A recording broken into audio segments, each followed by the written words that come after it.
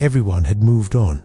His friends, his family, even the person he had wronged all those years ago. But there was one person who refused to let go, one person who punished him every single day without mercy. And that person was slowly destroying him from the inside. Let me tell you his story.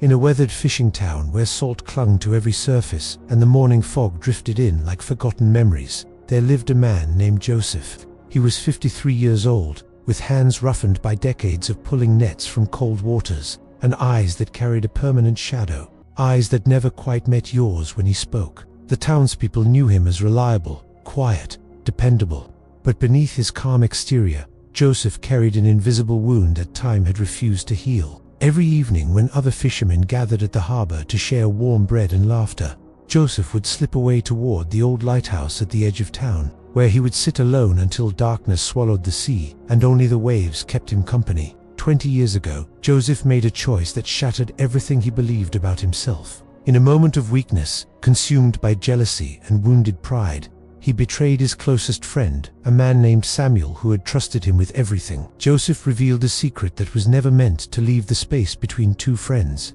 and that single act of betrayal destroyed Samuel's reputation, his business, his standing in the community. The consequences were swift and devastating. Joseph watched from the shadows as Samuel lost everything he had spent years building.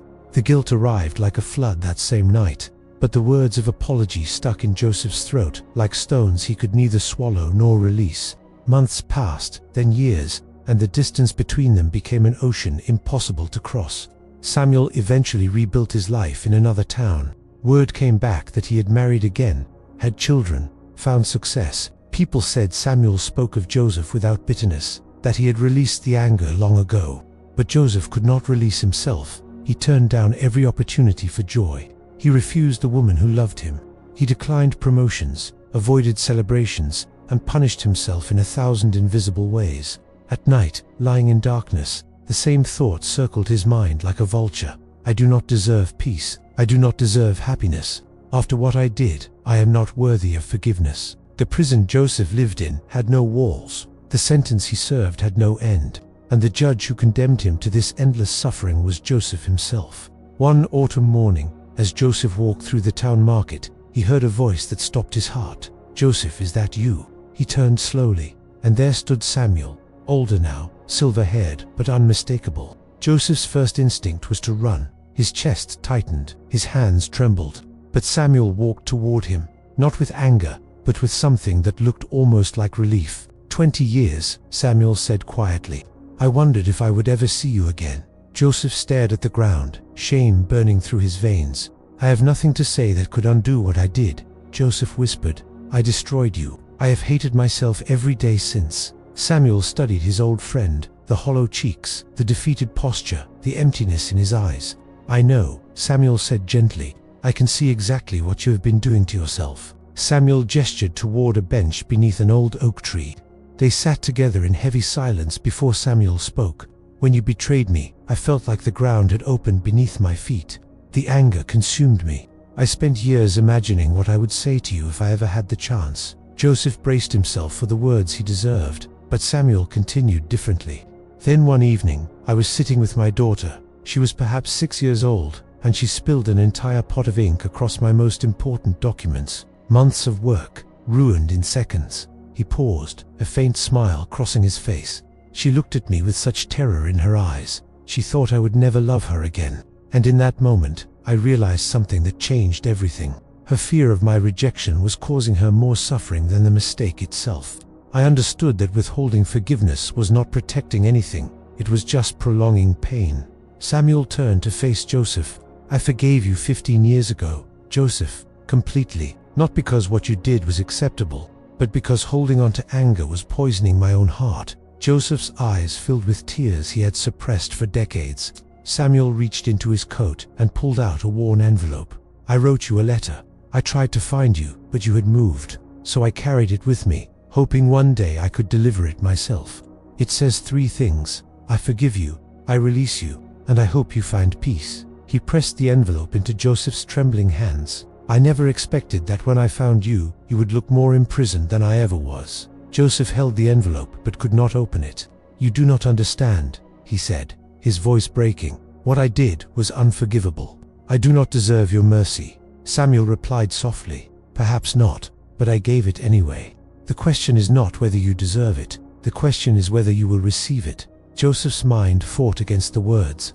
Every instinct told him to reject this grace, to insist on his own guilt. But Samuel's next words pierced through his defenses. "I forgave you 20 years ago. The prison door has been open all this time, but you have been serving a sentence I never gave you, one you created yourself. When will you finally walk out?" Something cracked inside Joseph's chest. A wall he had built over 2 decades began to crumble. For the first time in 20 years, he allowed himself to imagine life without the weight. That evening, Joseph did not walk to the lighthouse. Instead, he sat in his cottage and opened the letter with trembling hands, reading Samuel's words through blurred vision, tears falling onto paper that had waited 15 years to be received. The next morning, he joined the fishermen for breakfast. They welcomed him without question, making space as if he had always belonged. A week later, he visited the woman who had loved him years ago. He did not ask for her heart, only for the chance to apologize. She took his hands in hers. "You are here now," she said softly. "That is what matters." Joseph discovered that forgiveness was never something to earn. It was something to receive. Months passed. Joseph began speaking with young people carrying visible shame in their eyes. One afternoon, a young fisherman approached him.